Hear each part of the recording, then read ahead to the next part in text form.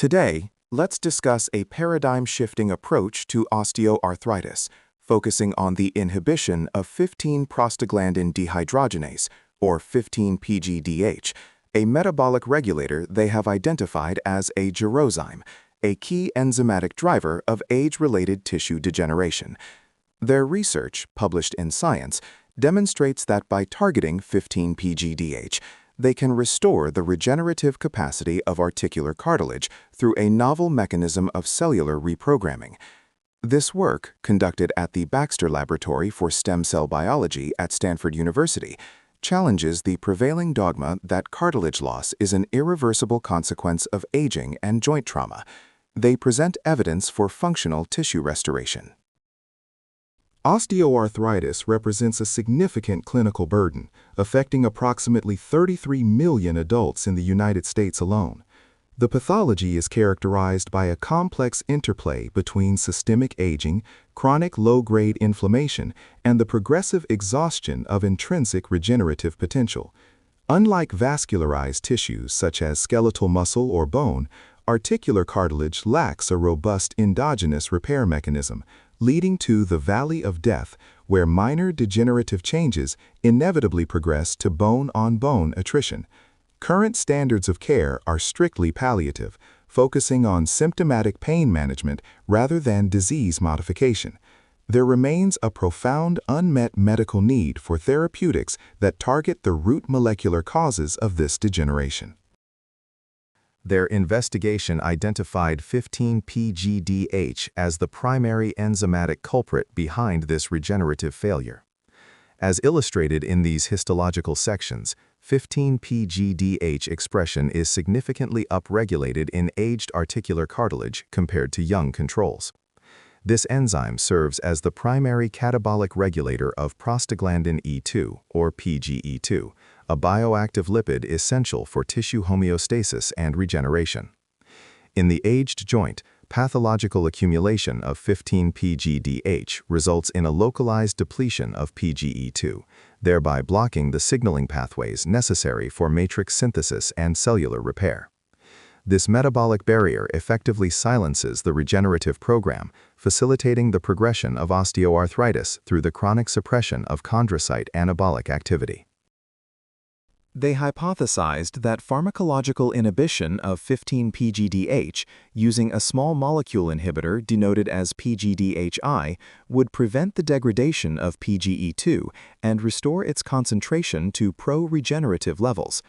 To validate this, they utilized two distinct murine models, a systemic aging model involving elderly mice over 24 months of age, and a post-traumatic osteoarthritis, or PTOA model, utilizing young mice subjected to ACL rupture.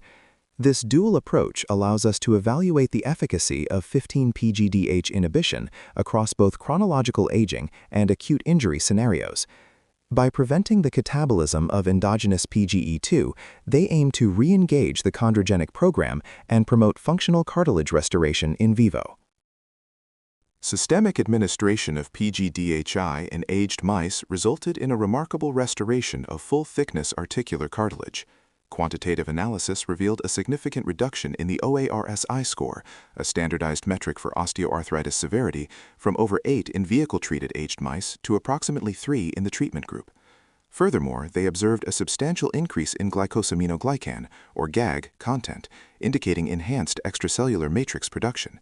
Crucially, immunohistochemical staining confirmed that the regenerated tissue highly expresses collagen type 2, the hallmark of high-quality hyaline cartilage, rather than the fibrocartilage typically seen in spontaneous repair. These data provide compelling evidence of structural reversal of the osteoarthritic phenotype in an aged cohort. In their post-traumatic osteoarthritis model, local intra-articular injection of PGDHI effectively prevented the rapid degeneration typically observed following ACL rupture. Safran and O staining demonstrates that while the vehicle group suffered severe matrix loss and cartilage erosion, the treated joints maintained structural integrity. Multiplex cytokine analysis, shown in the heat map, reveals that PGDHI treatment significantly suppressed the expression of pro-inflammatory mediators, including CCL7, CXCL10, and IL-2. By modulating the microenvironment and reducing the inflammatory burden, Local 15-PGDH inhibition not only preserves the existing matrix, but also creates a permissive environment for sustained tissue homeostasis, mitigating the progression of trauma-induced joint degeneration. Beyond structural restoration, they evaluated functional recovery using several behavioral assays. Gait analysis showed that PGDHI-treated subjects regained normal max contact patterns, statistically indistinguishable from young controls, p equals 0.10 compared to vehicle. Furthermore, mechanical nociception was assessed via von Frey filaments and the pressure application measurement, or PAM assay. Treated mice exhibited significantly higher tolerance to mechanical pressure, with filament strength and force thresholds returning toward baseline control levels. These results demonstrate that the structural repair of the hyaline cartilage translates into clinically relevant outcomes, specifically the restoration of locomotor function and a significant reduction in chronic joint-associated pain, validating the therapeutic potential of their approach. A critical mechanistic question emerged. Is this regeneration driven by the proliferation of progenitor cells? Unexpectedly, K67 staining, a gold standard marker for cell division, revealed no significant increase in proliferation within the treated cartilage.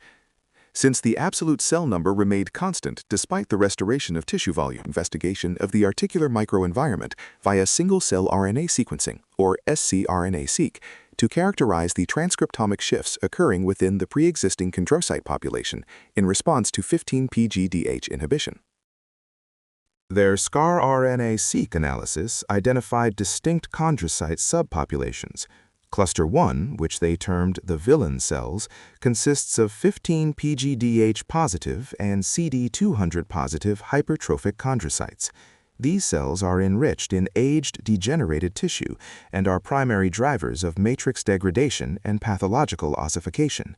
Conversely, Cluster 3 represents the hero population, 15-PGDH-negative articular chondrocytes found in young tissue that maintain the extracellular matrix and collagen network. Cluster 2 represents fibrochondrocytes associated with scar tissue formation. By defining these transcriptomic signatures, they can precisely track how PGDHI influences the cellular landscape, shifting the joint from a state dominated by catabolic hypertrophic cells to one populated by anabolic articular chondrocytes. Quantifying these populations confirms that PGD-high forces a profound phenotypic shift. They observed a drastic reduction in the abundance of cluster 1 hypertrophic cells, marked by CD200 and RUNX2 expression, from approximately 9% to under 3%. Simultaneously, the population of healthy articular chondrocytes, expressing aggrecan and collagen type 2, doubled from 20% to over 40%.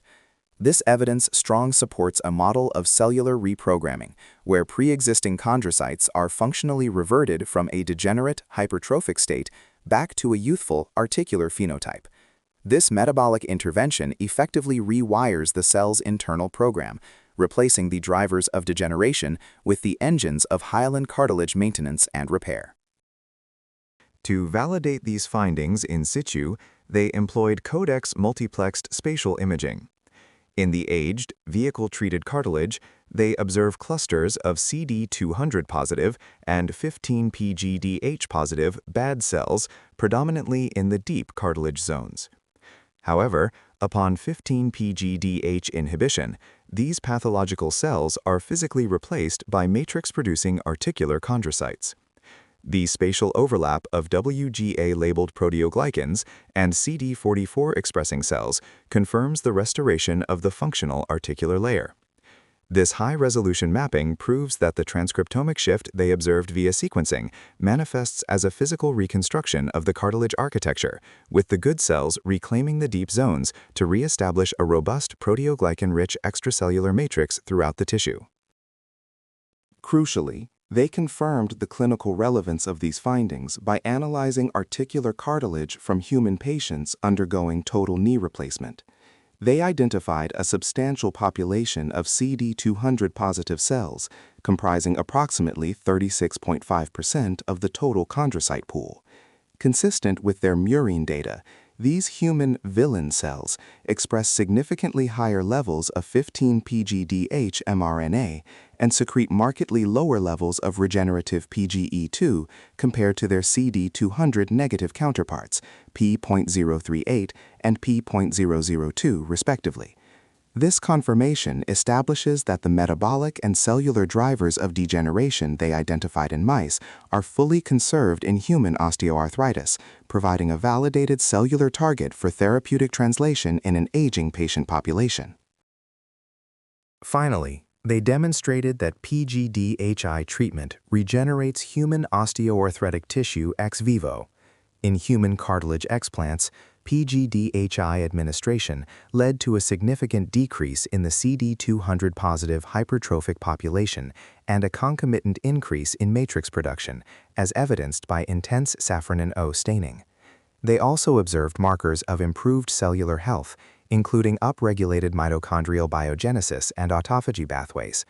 Biomechanical testing revealed significant structural gains, with increased tissue stiffness, measured by Young's modulus, and elevated glycosaminoglycan content. These data indicate that human chondrocytes remain responsive to metabolic reprogramming, suggesting that 15-PGDH inhibition could serve as a first-in-class disease-modifying osteoarthritis drug, or DMOAD. The proposed mechanism of action integrates these findings into a cohesive regenerative pathway. In the pathological state, CD200 positive chondrocytes overexpress the gerozyme 15-PGDH, leading to chronic depletion of PGE2 and subsequent tissue degeneration. Their intervention utilizing PGDHI blocks this enzymatic catabolism, allowing PGE2 levels to rise within the joint microenvironment.